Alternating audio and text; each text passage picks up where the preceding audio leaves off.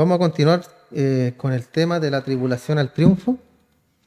Ya hicimos los dos estudios pasados, los dos temas pasados que hablamos sobre Abraham, que fue cierto, es y sigue siendo el ejemplo de la fe, el padre de la fe, ¿cierto? Como lo vimos, como lo estudiamos. Y vamos a continuar con el tema en Santiago, ¿ya?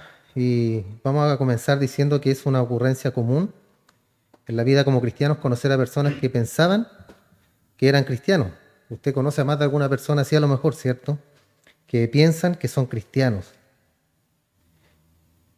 Y es bastante frecuente, ¿cierto? Personas que creían que eran salvas, que creían que conocían a Dios y después vino una dificultad severa a la vida de ellos y eso exhibió la realidad, ¿cierto? En sus vidas y en sus corazones que no conocían a Dios en lo absoluto. Las pruebas, como lo hemos venido viendo a través de todas estas semanas, ¿cierto? Es que las pruebas nos ayudan para bien. Y las tenemos que recibir con gozo.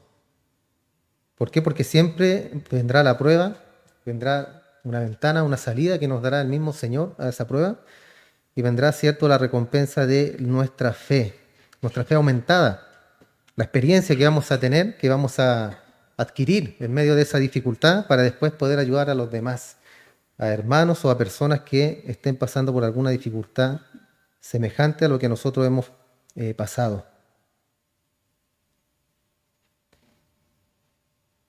Entonces hay mucha gente así, hermano, que creen ser salvas, que creían conocer al Señor y cuando vino la prueba, ahí se demostró que eran, como decimos nosotros, ¿cierto?, de cartón. Eran de cartulina. Se derrumbaron de inmediato. No había una fe, no había una confianza, no había nada en la vida de ellos, no había un peso, ¿cierto?, para soportar esas pruebas. Entonces, cuando probaron ser incapaces de enfrentar esa prueba severa o esa prueba fuerte en la vida, hablamos, ¿cierto?, de una prueba severa de la muerte de un ser querido, de una enfermedad grave, una bancarrota puede ser también. Entonces, en todas esas pruebas la fe de ellos fue revelada. Fue descubierto que era una fe muerta, no una fe viva, no una fe salvadora. No pudieron aferrarse a los recursos provistos en aquellos que realmente creen en Dios y dejan lo que parecía ser quizás una fe genuina. Entonces ellos no pueden, hermano, aferrarse a algo que no tienen. Ellos no pueden aferrarse a los recursos provistos en aquellos que realmente creen en Dios. Nosotros tenemos esos recursos, pero ellos, esos que son falsos o que no son genuinos, no pueden aferrarse de eso. ¿Por qué? Porque no conocen a Dios. Nosotros conocemos al Señor, ¿cierto? Y en medio de la prueba o la dificultad, usted siempre se va a aferrar cada vez más a Él. Es imposible que un cristiano, hermano, verdadero, venga a una prueba severa a su vida y se aleje. Y diga, no, yo no quiero saber nada más de Dios porque ¿dónde está el Señor? ¿Dónde está Dios si murió mi madre? ¿Dónde está Dios si murió mi padre, si se me murió un hijo? ¿Dónde está el Señor que ya estoy en bancarrota? ¿Dónde está Él? Muchas veces la gente dice, no, todo esto fue plan de Dios. Pero también debemos, yo siempre les digo, tener el discernimiento y saber cuando las pruebas vienen por mi culpa y cuando vienen porque es una prueba de parte del Señor. Yo puedo tener una enfermedad grave, pero va a ser por mi culpa, porque no me cuidé. ¿Ya? Yo tengo diabetes, pero no es por mi culpa, sino porque es hereditario. ¿Por qué se ríen? ¿Porque tengo diabetes? ¿No es divertido? Pero no es por mi culpa, es porque es algo hereditario. Yo no quise tener diabetes. Y tengo que aferrarme al Señor y dar gracias, y no importa, ¿cierto? Se sobrellevan las enfermedades. Dar gracias que no es algo peor. Entonces, en todas estas cosas, hermanos, nosotros debemos gozarnos en el Señor, no reclamarle a Dios, no levantar nuestro puño reclamándole al Señor. Y esos que son falsos no pueden aferrarse a eso, sino que se enojan con Dios. Entonces el tipo de pruebas que vienen a la vida todo el tiempo tienen la intención de hacer esto, en cierta manera motivar a la gente a sacarlo de su seguridad y despertarlos del hecho de que confían en Dios o confían en el resto de las circunstancias humanas. Las pruebas cumplen con un propósito muy útil al confirmarnos o la legitimidad o la ilegitimidad de nuestra fe. Eso hacen las pruebas. De repente estamos tranquilitos, ¿cierto? Va todo bien en la vida, todo suave, contentos, felices, y de repente viene alguna prueba. ¿Y por qué? ¿Por qué si usted se está portando bien? Usted viene a la iglesia, te ora, ayuda a los hermanos, ora por los hermanos, no se mete en lío o pleitos ajenos, ¿cierto? Como hablaba el otro día el pastor. Y vamos bien caminando por la vida. Y de repente llega una prueba a nosotros. Muchas veces para eso, hermano, para despertarnos. ¿Por qué? Porque pensamos que está todo bien y que vamos bien. Y a veces en estar todo bien empezamos a deslizarnos, empezamos a desviarnos del Señor. ¿Por qué? Porque no sentimos la necesidad de nada. ¿Por qué? Porque está todo bien, ¿cierto? Y cuando está todo bien, malamente nos olvidamos del Señor. Entonces eso no puede ser, hermano. Y viene el Señor y nos da una prueba. ¿Para qué? Para que despertemos.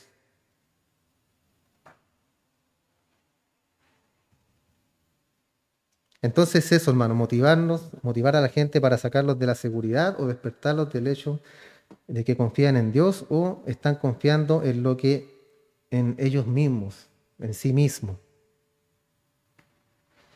Y esto es lo que Santiago exactamente tiene en mente en esta sección. Él está preocupado a lo largo de la epístola entera del tema de la fe viva. Él está preocupado del tema en el asunto de la salvación genuina.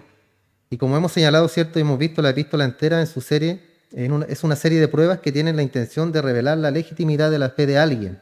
La epístola entera es una serie de pruebas de la fe viva.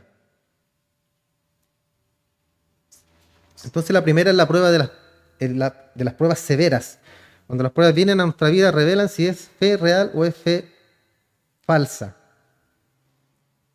Para revelar si usted se mantiene en pie o cae a tierra. A lo mejor de repente puede caer, ¿cierto? Se puede derrumbar, pero no significa que usted no es cristiano. Puede que usted esté débil en la fe. Y viene una prueba y el Señor le dio esa prueba y usted se derribó, se derrumbó y el Señor le dice, ¿ves? No estás tan firme como tú crees que estás. Entonces eso nos ayuda a darnos cuenta, hermano, de que necesitamos más y más del Señor cada día. Y que todo lo que hagamos, que todo lo que tengamos en mente en nuestra vida, en nuestro trabajo, en nuestra familia, todo debemos entregárselo al Señor y aferrarnos a Él. Y si viene esa prueba y nos derrumba, es porque estamos débiles. Ya hay una grande diferencia entre que la prueba nos derribe a que la prueba nos saque, a que nos lleve fuera, a que nos lleve a renegar contra el Señor. Son cosas muy distintas.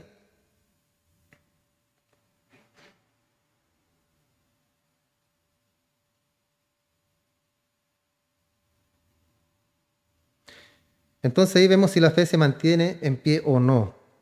Nos aferramos a Dios y dependemos de sus recursos o no lo hacemos. Y eso es lo que necesitamos saber.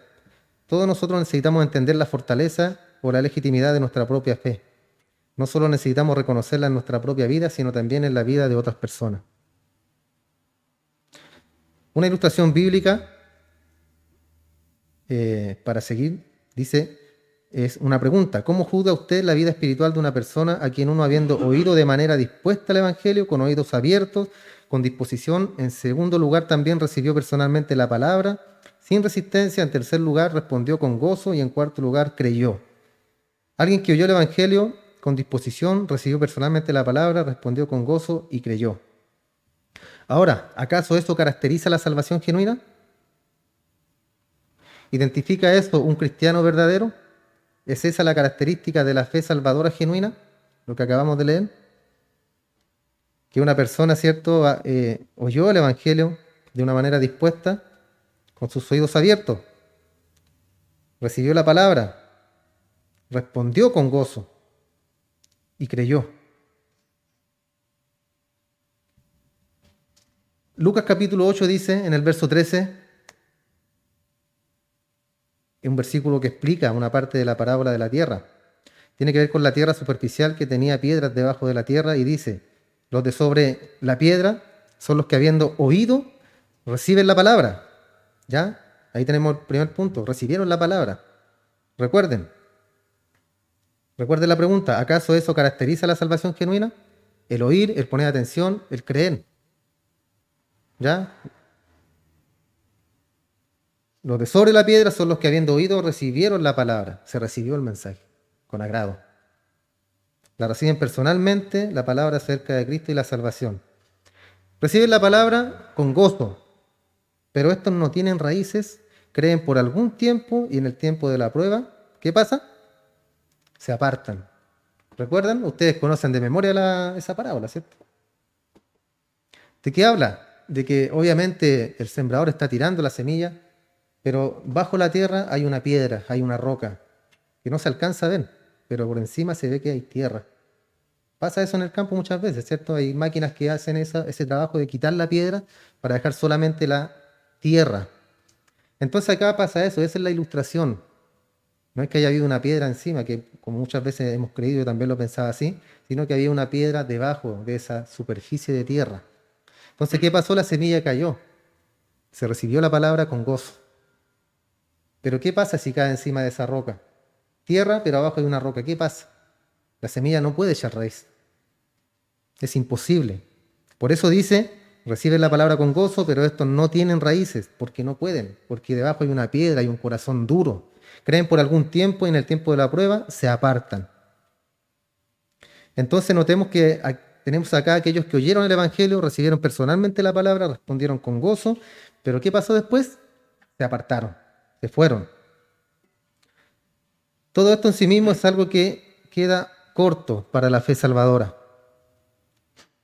Pero quizás nunca pudo haber sido manifestado como algo menos que fe salvadora si no hubiera sido por las pruebas, si no hubiera sido por un tiempo de prueba.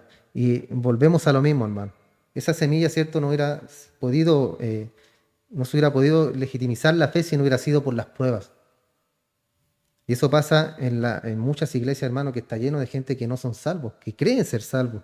¿Por qué? Porque les predican lindo, les predican bonito, no les hablan del pecado. La palabra de Dios es tanto para darnos ánimo como para aconsejarnos y hablarnos sobre el pecado. ¿Para qué? Para que seamos mejores cristianos, mejores personas cada día.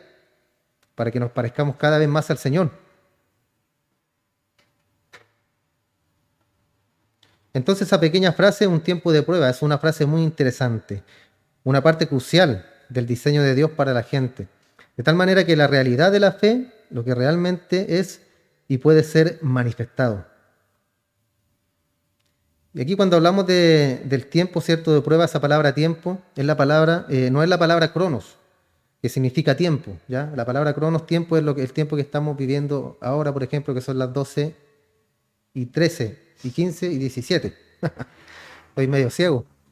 Las 12 y 17, esa es la palabra cronos, habla del tiempo, ¿ya? Del tiempo del reloj. Entonces no es tiempo cronológico en el sentido de calendario y relojes, es kairos. Y eso significa un tiempo destinado, un tiempo de oportunidad, una circunstancia, un tiempo en particular. De eso habla cuando dice en tiempo de prueba, de un tiempo en particular que nos va a acontecer. Entonces de lo que aquí se está hablando no es de tiempo en el reloj, sino un tiempo en el destino, un tiempo en la vida de uno. Vendrá un tiempo de prueba. Y en este caso fueron aquellos que se apartaron. No significa que le pertenecieron a Dios en un momento, ¿ya? No significa que Dios los llamó, le pertenecieron y después, ay, se me perdieron. ¿Cristo qué dijo? ¿Qué le dijo al Padre? Todo lo que tú me has dado vendrá a mí y yo lo guardaré. Y ninguno se perderá y después volverán al Padre. Entonces eso es falso, hermano. Nadie puede ser salvo y después perderse. Nadie puede hacer eso. Entonces, como dijimos, no significa que le pertenecieron a Dios en un momento. El verbo literalmente significa opistemi y es estar distante de o aparte de. O sea, en otras palabras, siempre estuvieron distantes del Señor. Ellos pensaron que eran salvos. Ellos pensaron que habían hecho la oración del pecador y que ya son salvos y como decíamos antiguamente, en el cielo hay fiesta, que lo dice la palabra, pero no es tan así como así, sino que creyeron por un tiempo solamente. Dijeron, ¡ay, qué linda la iglesia! ¡Ay, los hermanos que son lindos! ¡Ay, qué linda la alabanza! Me gusta la alabanza. Le gusten o no, no importa porque son para el Señor, ¿cierto? No son para mí, no son para usted, hermano.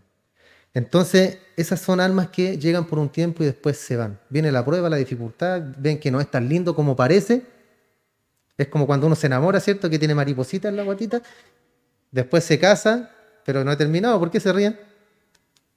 Yo todavía tengo mariposita. Bueno, pero la mayoría de los casos eso se empieza a pasar porque se apaga el fuego, ¿cierto? Y no es culpa de Dios, es culpa de nosotros. Entonces, no significa que le pertenecieron al Señor, sino que estaban siempre aparte de Él. En el tiempo de la prueba se apartaron de Dios, se mantuvieron lejos de Dios, nunca le pertenecieron a Él y la prueba lo manifestó. La prueba manifestó de qué estaban hechos estos cristianos, entre comillas. De nuevo en 1 Juan 2:19, que lo hemos visto mucho, si hubieran sido de nosotros, habrían permanecido con nosotros, pero salieron de nosotros para que se manifestase que nunca fueron de nosotros. Por eso salieron. Estas son personas que en el tiempo de la prueba quedan solas, se mantienen alejados de Dios, realmente no conocen a Dios en absoluto, porque si lo conocieran se aferrarían a Él, ¿cierto? Y no estarían ahí reclamando en contra del Señor. Entonces no conocen a Dios en lo absoluto y como la semilla que vimos en Lucas 8 podrían encontrar un poco de tierra en la parte de arriba y solo es suficiente como para que la planta se mantenga en pie, pero nunca eche raíces. Sale la semilla, ¿cierto? Sale su raicita encima de la tierra, empieza a brotar, sale su hojita, qué lindo, qué bonito, pero viene el sol abrasador y la quema. ¿Por qué? Porque no ha echado raíces. Recuerden que las plantas, los árboles, todo por la raíz, por el medio de la raíz, absorbe el agua, los nutrientes, todo para poder crecer y por medio del sol también le ayuda. Pero cuando tiene el sol solamente en la planta, hablando, ¿cierto?, como la prueba en nuestra vida, esa planta se seca. Esa semilla que germinó se seca porque no tiene donde echar raíces. El cristiano tiene que tener raíces, hermano. ¿Recuerdan el salmo que habla de eso? Que somos como árboles plantados junto a corrientes de aguas. Y el agua, ¿cierto?, representa la palabra del Señor. Así nos nutrimos nosotros y resistimos las pruebas y salimos adelante. El que no es cristiano no le importa todo esto. Solo quiere las bendiciones, solo quiere el día de mañana irse al cielo. Y yo me voy a ir al cielo porque hice la oración del pecador y la palabra dice que la salvación no se pierde y yo recibí al Señor, hubo fiesta en los cielos porque yo acepté al Señor y ahora soy salvo. Entonces cuando yo me muera, no importa cómo viva, me voy a ir al cielo. Qué pena, hermano. Hay mucha gente así y se va a morir pensando así. ¿Y dónde cree usted que va a despertar? Sorpresa. Eso va a ser terrible, hermano, cuando esa gente que está engañada despierte en el lugar donde no pensaban que iban a despertar o que iban a abrir sus ojos. Entonces la idea aquí no es que es arrancada. Esa no es la idea. Nunca hubo una raíz. La planta simplemente estuvo en pie por sí misma en la tierra, por así decirlo. Y la unión con la tierra solo fue una unión aparente, o sea, superficial, algo por fuera. Nunca hubo una relación verdadera, nunca el tipo de unión que podía arraigar a la planta profundamente y causar que creciera y diera fruto. Es una muy buena analogía lo que habla, ¿cierto?, la palabra, cuando habla de la semilla, cuando habla del árbol, del buen árbol que da buen fruto. Son muy buenas analogías para reflejarnos a nosotros en todo eso. Entonces la realidad de este tipo inadecuado de fe no fue manifestada sino hasta la prueba. Y el término acá, lo mismo que en Lucas 8:13, es el mismo término, peirasmos, el tiempo de la prueba del que Santiago habla. Entonces veamos ahora cómo es que Santiago nos enseña de este mismo tema. Las pruebas no pueden destruir la fe. Estamos claros en eso, ¿cierto? Las pruebas no pueden destruir la fe. Es imposible, al contrario, la fortalecen. Las pruebas no destruyen la fe, únicamente la ponen a prueba. Y la fe que permanece en pie ante la prueba muestra que es genuina. Y la fe que fracasa en la prueba manifiesta que es falsa. Hablando de una fe falsa. ¿Ya? Entonces las pruebas no pueden destruir nuestra fe. Solo pueden probarla y fortalecerla. En los últimos dos temas, ¿cierto? Las dos últimas semanas vimos que las pruebas tienen muchos propósitos. ¿Se recuerda eso? Que hablamos sobre Abraham, el padre de la fe. Dios envía pruebas para humillarnos también. Él envía pruebas para alejarnos del mundo. Envía pruebas para llamarnos a concentrarnos en cosas eternas. Envía pruebas para revelarnos que realmente amamos al Señor. Envía pruebas para enseñarnos el valor del favor y la bendición de Dios, para valorar, ¿cierto?, lo que Dios nos entrega a nosotros cada día. También para capacitarnos, para ayudar a otros en sus pruebas. Él envía pruebas para desarrollar en nosotros una mayor fortaleza, una mayor utilidad también. Y una que no mencionamos también en aquella ocasión, también envía pruebas para disciplinarnos por nuestros pecados. ¿Ya? Y empujarnos con esto hacia la perfección. También nos castiga, como nosotros castigamos a nuestros hijos.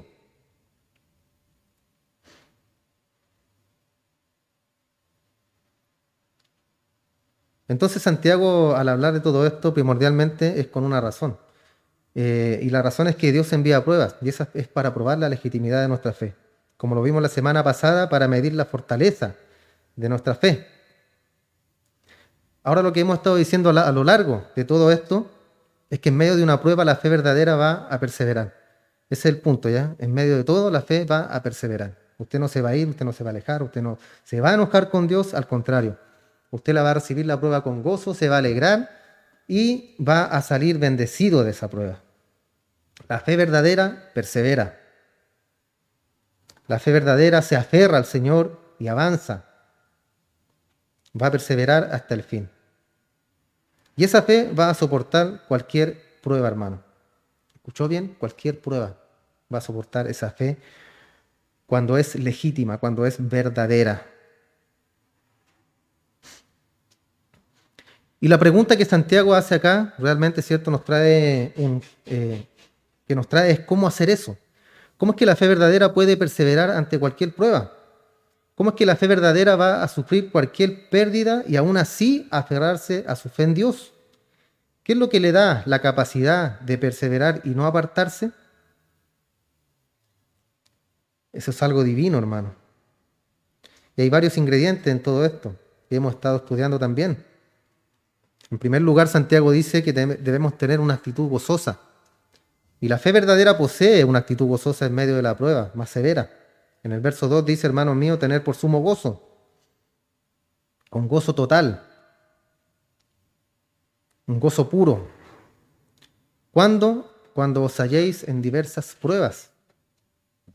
Entonces la primera actitud que es característica es gozo en medio de la prueba.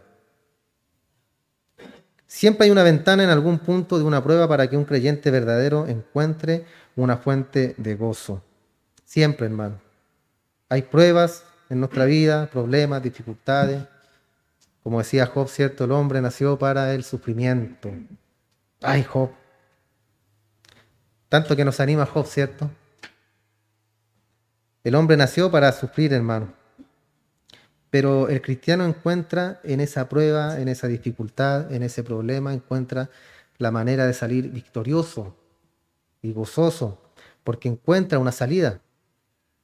O sea, el cristiano sabe que hay una salida, ¿cierto? Sabemos que hay una salida. ¿Por qué? Porque la Escritura lo dice.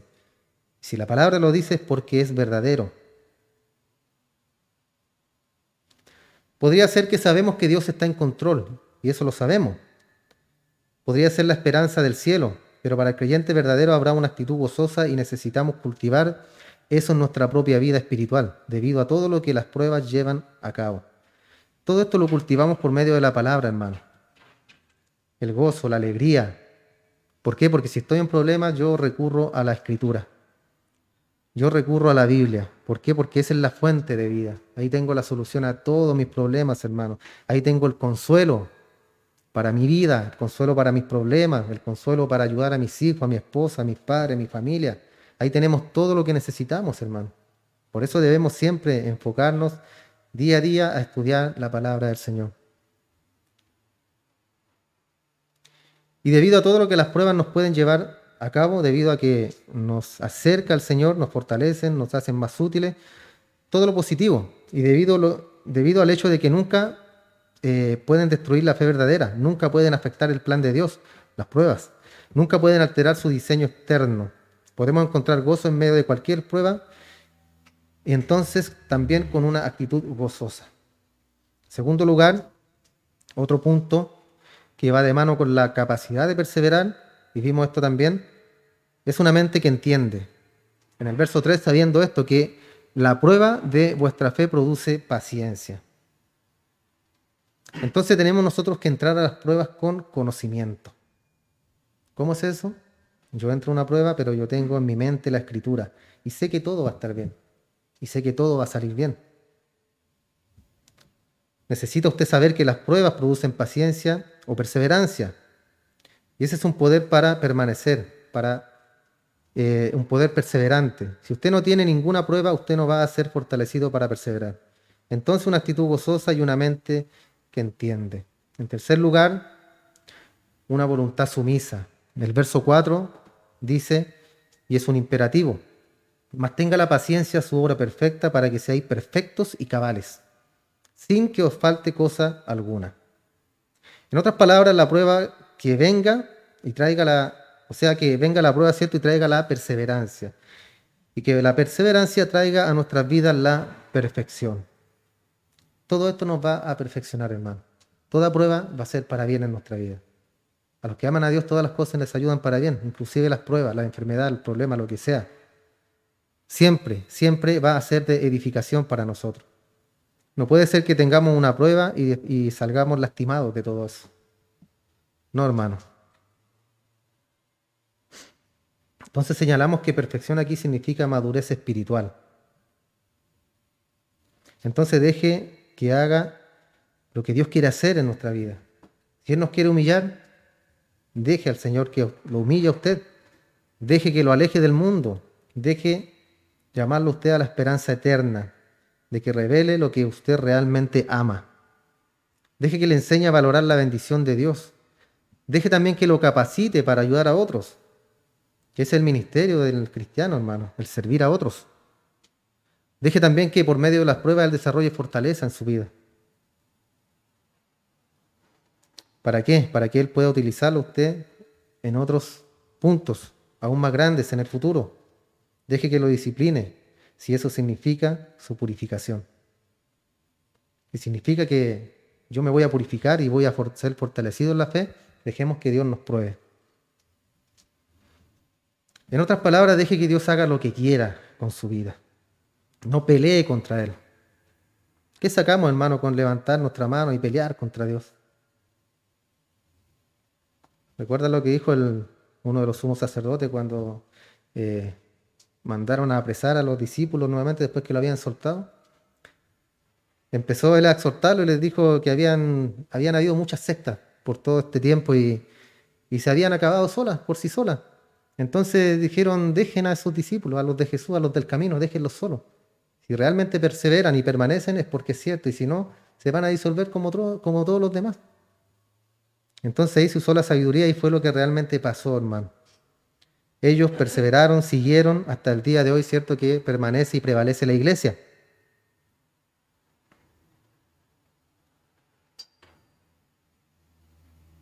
Entonces la actitud correcta al entrar a una prueba, una actitud gozosa.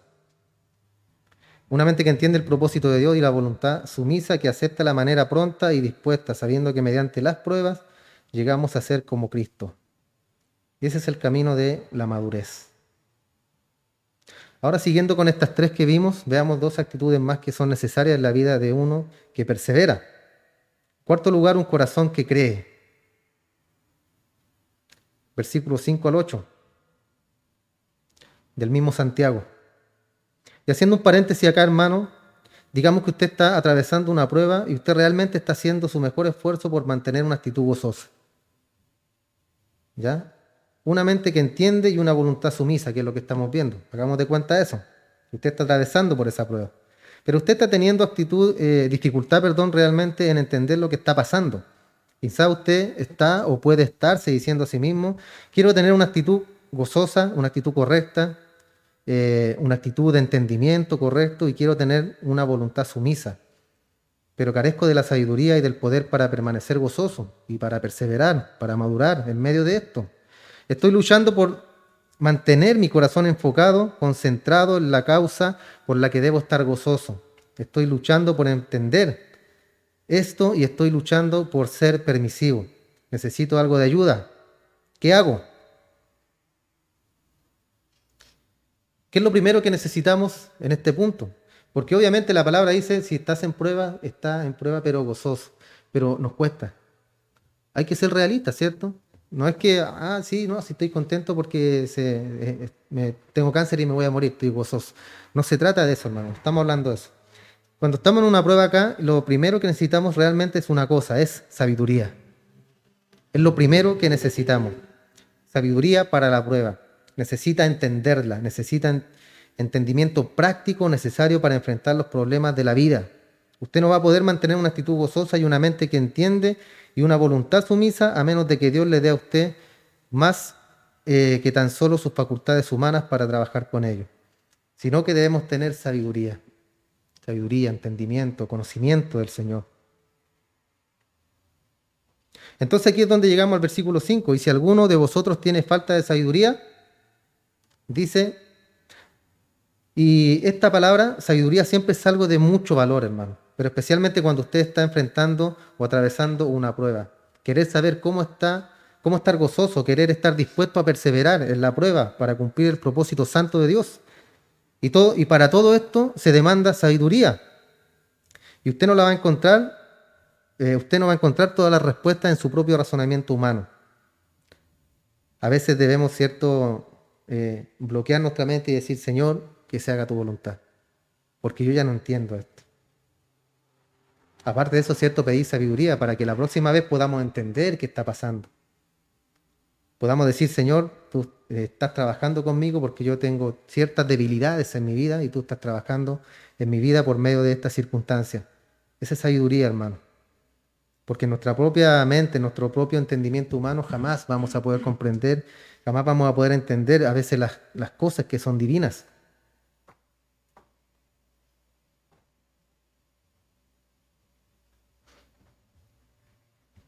Entonces siempre es algo de mucho valor la sabiduría.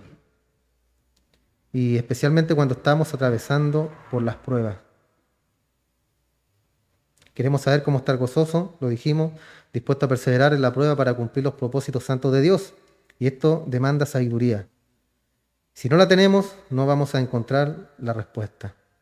La sabiduría para Santiago y para cualquier lector judío y cualquier judío en ese entonces era el entendimiento necesario para vivir la vida para la gloria de Dios, que viene siendo prácticamente lo mismo el día de hoy, ¿cierto? El entendimiento necesario para vivir la vida para la gloria de Dios.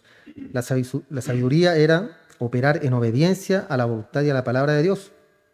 Comenzaba con temer a Dios y después pasaba a la obediencia. Y cuando atravesamos una prueba y pasamos una prueba, necesitamos sabiduría. Cualquier creyente se va a sentir débil, va a sentir la necesidad de fortaleza y recursos. Va a buscar algo a que aferrarse en medio de la prueba. ¿Y a dónde va? Él va a Dios. Vamos al Señor entonces y pedimos sabiduría. Si alguno de vosotros tiene falta de sabiduría, ¿qué? Pídala a Dios. ¿Y Él le va a dar cuánto? ¿Un poquitito? Ahí tiene un poquito, después viene por más, ¿ya? Da poquito, no sea goloso. No, pida la sabiduría y Él la dará en abundancia. Él lo va a llenar de sabiduría a usted, hermano. Pero tiene que pedírsela al Señor. ¿Y pedir cómo? Con fe. La búsqueda de sabiduría es la búsqueda suprema del hombre. Para aquellos de nosotros que conocemos y amamos al Señor, Él provee esa sabiduría. El hombre siempre anda buscando eso, ¿cierto? La sabiduría, el conocimiento, el saber todas las cosas, el origen del universo. Ser o no ser, ¿recuerdan? Estar o no estar. Es ahí el dilema. ¿Qué es mejor ser, pues, hermano? Ser, estar. Eso es mejor que no estar. Ahí se supone que está hablando del suicidio.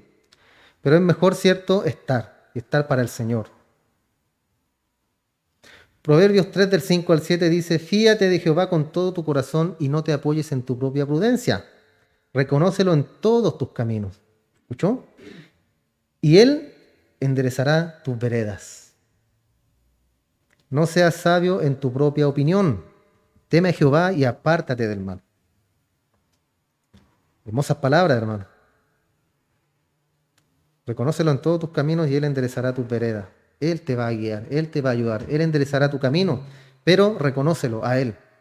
Reconoce al Señor en toda tu vida. Cuando usted está enfrentando una prueba, cuando usted está atravesando por una dificultad, usted no debe apoyarse en su propio entendimiento. Confíe en el Señor con todo su corazón. Reconózcalo en todos sus caminos y Él va a enderezar sus veredas. No seas sabio en tu propia opinión. No dependas de ti para las respuestas. Pídele a Dios sabiduría divina. Es lo que hablamos siempre, hermano, de cuando nosotros queremos dar respuesta, como dice Pedro, que debemos estar siempre atentos para dar defensa de nuestra fe. ¿Cómo nosotros damos respuesta o afirmaciones de nuestra fe verdaderas? Por medio de la Escritura. Yo leo, va quedando almacenado acá. Aunque a veces no me acuerde, pero cuando yo necesito dar una respuesta, ahí viene esa palabra que está guardadita. El Espíritu echa mano de esa palabra y la entrega, la da. ¿Por qué? Porque muchas de las... Yo mismo cuando predico, hermano, hay muchos versículos que no los tengo acá, pero que se me vienen a la mente cuando estoy predicando. Entonces ayudan para poder exhortar aún más la palabra. Y eso mismo le tiene que suceder a usted, hermano. Usted tiene que estar lleno de la palabra del Señor. Lleno de la palabra del Señor. Y todo esto lo va a ayudar también en las pruebas, que es el punto que estamos viendo. Entonces, aquí podríamos decir con seguridad que las pruebas le ayudan a usted para mejorar su vida de oración. Lo llevan a sus rodillas, lo hacen clamar a Dios por lo que usted no tiene y desea de manera desesperada. Lo vimos también, recuerda que cuando estamos en dificultades es cuando más nos acercamos al Señor. Porque cuando estamos felices no nos acercamos nada mucho, ¿cierto? Aunque también deberíamos hacerlo. Pero cuando estamos en dificultades, nuestro espíritu necesita aún más del Señor. No estoy diciendo que sea malo, hermano, está bien, pero la necesidad de buscar al Señor debe estar siempre a cada instante de nuestra vida. Cuando usted sale de su casa, cuando usted viaja a algún lugar, en su trabajo, con la familia, en la iglesia, donde quiera, uno siempre está ahí, como leímos recién, ¿cierto? Que debemos entregarle todo y confiarle todo al Señor. Eso es, hermano, es una relación. No es que yo oro en la mañana y ya con eso tengo para todo el día. Y ya no, ni me acuerdo del Señor en el día. Y ya oré en la mañana, ya hice mi devocional. Después oro en la noche y me acuesto. No se trata de eso, se trata de una relación. Usted va en su auto y va pensando, diciéndole, Señor, tengo este y este problema, ayúdame. Oh Señor, gracias porque salió todo bien.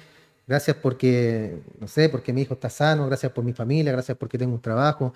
Gracias porque me senté a la mesa y tuve un pan para echarme a la boca. Gracias porque hasta el día de hoy me has ayudado, me has fortalecido. Gracias, Padre. Y a cada instante, hermano, esa es una relación con el Señor. Si va en la calle, se pasa un par y lo ve un carabinero, ¿qué va a hacer? O sea, no es tanto para dar gracias, ¿cierto? Pero no sé, pues si lo ve, bueno, Señor, ayúdame, dame sabiduría. Cometí un error, pero los errores traen consecuencias. Entonces, el otro día escuchaba una predicación del pastor Arcis Sproul y él decía que un oficial estaba muy enojado con él porque se había cambiado de carril en una de las carreteras allá y hizo una maniobra que no debía hacer. Entonces él decía, y miro por el retrovisor y viene este policía rojo, enojado, y me golpea el techo y me dice, ¿qué crees que estás haciendo? Y él se le vino el versículo y decía que la respuesta blanda aplaca la ira. Y le dijo, perdón oficial, no me di cuenta, le pidió perdón. Y el oficial se descolocó porque si alguien le golpea el techo, oye, ¿qué te pasa? ¿Por qué reaccionas así? Si es mi auto, no es tu auto. O sea, cometí un error, pero no es para tanto. Pero él se le vino ese versículo. La respuesta blanda aplaca la ira. Y sucedió que el policía quedó tan descolocado que le dijo, empezó a balbucear y dijo, ya, no lo hagan más. Y se fue. Pero hubiera sido otra la respuesta si él se hubiera puesto a enfrentar a ese policía. Entonces, otra vez, retomando. Entonces, cuando usted atraviesa la prueba de la vida, sea lo que sea, la intención de Dios es que usted reconozca el estado de bancarrota que tiene la razón humana y la respuesta que usted puede obtener de otras personas también. Pensemos en Job, quien trató de obtener la respuesta de todo el mundo, de toda persona que lo rodeaba. Recuerdan que sus amigos lo iban a ver y todo el mundo le dio respuestas equivocadas. Y la respuesta correcta siempre está disponible en la mano de Dios. Si la buscamos de Él y si la buscamos la vamos a recibir. Job 28 habla de esto. En la primera parte del capítulo habla de estar en una búsqueda minera para encontrar metal preciado y cómo los hombres hacen esfuerzos increíbles para encontrar las riquezas. Que también es una muy buena analogía de esto, ¿cierto? Porque como sabemos el oro, ¿dónde lo encontramos? Hay que excavar mucho para poder encontrar oro. Mucho. Y ahí están los tesoros más preciosos, más preciados, en el medio de la tierra. Entonces, para encontrar riqueza, lo sacan de la tierra y entran en las profundidades de la tierra y atraviesan por todo tipo de cosas para encontrar riqueza. En 28:12 de Job dice, ¿mas dónde se hallará la sabiduría? ¿Dónde está el lugar de la inteligencia? No conoce su valor el hombre, ni se halla en tierra de los vivientes. ¿Por qué? Porque ¿dónde está la sabiduría? Arriba, el Señor la tiene y Él la derrama sobre algunos hombres. El abismo dice, no está en mí. El mar dijo, ni conmigo. No se dará por oro, ni su precio será a precio de plata. No puede ser apreciada con oro de Ofir, ni con onice precioso, ni con zafiro. El oro no se le igualará, ni el diamante, ni se cambiará por alhajas de oro fino. Aquí está hablando de la sabiduría, ¿ya? No se hará mención de coral ni de perla. La sabiduría es mejor que las piedras preciosas. No se igualará con ella topacio de Etiopía. No se podrá apreciar con oro fino. ¿De dónde pues vendrá la sabiduría? ¿Y de dónde está el lugar de la inteligencia? Porque encubierta está a los ojos de los vivientes, y a toda ave del cielo es oculta. Aquí habla de cuán preciosa es la sabiduría, hermano. Y es de lo que estamos hablando, ¿cierto? Necesitamos sabiduría para enfrentar las pruebas. Es más preciosa que cualquier metal de valor que pueda existir en la tierra, la sabiduría. ¿Recuerdan a Salomón cuando le llevaron al niño? Que la mujer se lo había cambiado porque a ella se le murió su bebé y se lo cambió a la otra que estaba vivo. Hizo un cambio y después la otra se dio cuenta y fue a reclamar delante de Salomón. Y Salomón, al ver que la mujer que tenía el niño vivo, que era la malula en este caso, no aflojaba al bebé porque decía que era de ella, le dijo, ya entonces tráigalo acá, yo lo voy a partir por la mitad. Y le voy a dar la mitad a cada una. Y salió la madre la verdadera, porque la otra le había dado al niño, salió la verdadera y le dijo, no, deja que se la quede, que se lo quede. Entonces ahí Salomón dijo, ella es la madre. ¿Por qué? Porque la otra no movió un dedo, porque no era su hijo, no le importaba. Entonces esa es sabiduría, hermano. Esa es sabiduría para poder solucionar problemas. Y es lo que nosotros debemos tener y pedirle al Señor sabiduría. Si tenemos una prueba, una dificultad, no portarnos como niños, no portarnos como niños pequeños, como malcriados. Al contrario, ser hombres y mujeres llenos de sabiduría, llenos del conocimiento de Dios, llenos de la palabra para enfrentar las pruebas. Y si no tiene sabiduría, ¿qué tiene que hacer? Pídela a Dios y Él se la entregará, Él se la va a dar. No es nada complicado, hermano, nada difícil. Y nosotros ayudamos en todo esto estudiando cada día la palabra del Señor y teniendo una relación con Dios. Entonces la verdadera sabiduría, la sabiduría sobrenatural necesaria para entender las nuevas, ¿cierto?, de la vida, no está disponible en el mundo que nos rodea. El Abadón y la muerte dijeron, su fama hemos oído con nuestros oídos. Y luego en el 23, Dios entiende el camino de ella y conoce su lugar. Entonces, si usted quiere sabiduría, ¿dónde va usted? Al Señor, a Dios. Y no se trata, hermano, de ser simplista con todo esto. Solo es enfatizar lo que la Biblia está diciendo. Porque puede ser simplista, ¿cierto? Puede ser simple. Pero es lo que la Biblia dice. Hermano, la Biblia no es nada complicada. ¿Quién es el complicado? Nosotros somos los complicados. La Biblia nos da millones, miles de salida a nuestras pruebas, de fortaleza, de todo, pero nosotros no las tomamos muchas veces. O tenemos nuestra fe muy débil y ¿será tan así?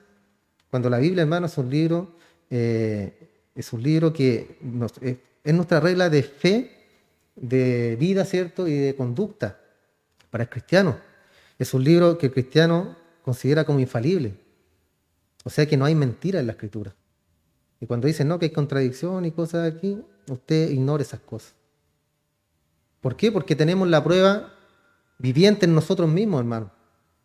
¿Cuántas experiencias hemos pasado a través de todos estos años por medio de la Escritura, por medio del Señor?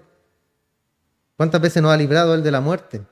¿Cuántas veces nos ha cuidado, nos ha dado sanidad? ¿Cuántas veces nos ha ayudado hemos estado mal económicamente y Él ha sido fiel con nosotros? ¿Cuántas veces, hermano? ¿Cuántas veces hemos visto milagros? Que hemos visto milagros nosotros, hermano. Entonces nadie nos puede contar cuentos. Nadie me puede decir, no, es que la Biblia se contradice, no me interesa. No me importa. ¿Por qué? Porque yo vivo las cosas. Yo he vivido las cosas y tengo una vida, ¿cierto?, en el Señor, y que me prueba que Él realmente existe. Entonces para mí es intrascendente que la Biblia tenga una contradicción o no, porque recuerden que la Biblia ha pasado por muchas traducciones. Entonces no se trata de contradicciones, sino que se trata de malinterpretaciones de la Biblia. Malinterpretaciones, y al pasar del texto de un idioma a otro, de repente puede que crean que hay una contradicción, pero no es así, hermano. Porque el idioma griego y el idioma hebreo son idiomas muy complejos, que nosotros para poder aprenderlo y entenderlo es complicadísimo, hermano, complicadísimo. Entonces enfoquémonos en lo que realmente importa, que es nuestra relación con Dios, en que Él nos da prueba y que Él nos va a ayudar a salir de esa prueba. Y vivir una vida cristiana, hermano, vivir una vida santa. Todos los días tratar de estar ahí de la mano con el Señor. Eso es lo que realmente importa. Lo demás debemos entregárselo al Señor, como decía el proverbio, confiar en Dios, entregarle todos nuestros caminos a Él y Él nos va a ayudar.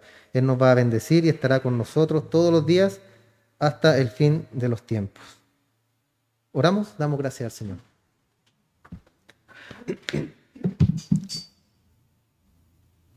Te damos muchas gracias, Padre, por este tiempo que nos has entregado. Gracias, Dios mío santo, porque a pesar de todas las cosas o que estemos pasando por pruebas, dificultades, lo que sea, tú estás ahí con nosotros, Dios. Esa fue tu promesa, Padre. Esa fue la promesa de nuestro Jesús, que estaría todos los días con nosotros hasta el fin de los tiempos. Yo lo creo, Padre. Toda persona que cree en ti y que ha sido salva por ti, mi Señor, cree en todas esas palabras y en todas esas afirmaciones. Ni la vida, ni la muerte, ni ángeles, ni principados, ni ninguna cosa creada en el mundo nos podrá separar del amor de Dios que es en Cristo Jesús. Y eso yo lo creo, mi Señor. Y venga lo que venga en mi vida, yo sé que tú estás ahí, Señor. Yo sé que tú estás ahí conmigo, Padre. Entregamos todos nuestros caminos, como acabamos de leer en Proverbios. Todos nuestros caminos, nuestra vida, nuestro trabajo, todo lo que somos lo entregamos a ti, Señor, para que tú lo endereces. Y todos los que han deseado mal a nuestra vida o los que están, Señor, queriendo mal para nosotros, bendícelos, Padre. Bendícelos, ayúdalos, Padre, para que el día de mañana también te puedan conocer a ti y puedan ser salvos, mi Señor. Les deseamos bendiciones, les deseamos bien, Padre, para que tú trabajes y ojalá un día también sean salvos. Gracias, Padre, por mis hermanos que siguen perseverando cada día. Gracias porque tus planes son perfectos en nuestra vida, Señor. Y a pesar de todo lo que podamos nosotros hacer, siempre tu voluntad será la que va a prevalecer en nosotros.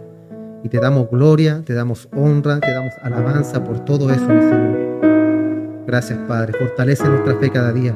Danos sabiduría cada día, Señor, para enfrentar los problemas, las dificultades de esta vida, de los cuales tendremos muchos, Señor, hasta el día en que nos muramos. Así como moriremos también en pecado, Señor, también moriremos teniendo problemas. Pero contigo son menores, Señor. Contigo son menores esos problemas.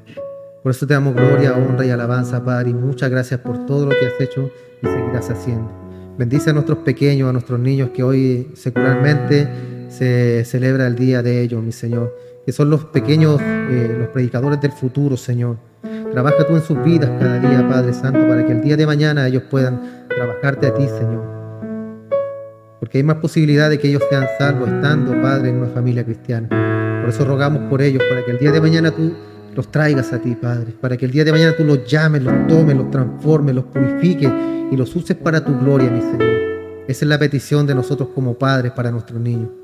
Y es lo único que queremos, Señor, que ellos sean salvos el día de mañana.